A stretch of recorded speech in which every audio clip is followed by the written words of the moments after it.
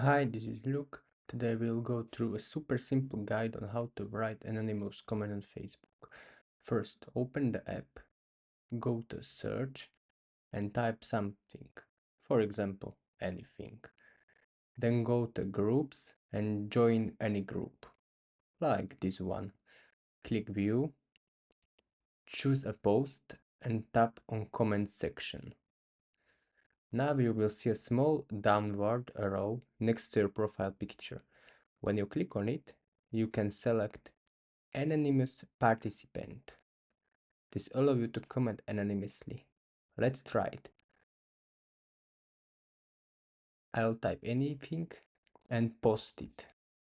And as you can see, the comment was added as Anonymous Participant. So this is a simple way to comment anonymously on Facebook. If you liked the video, click on like and subscribe.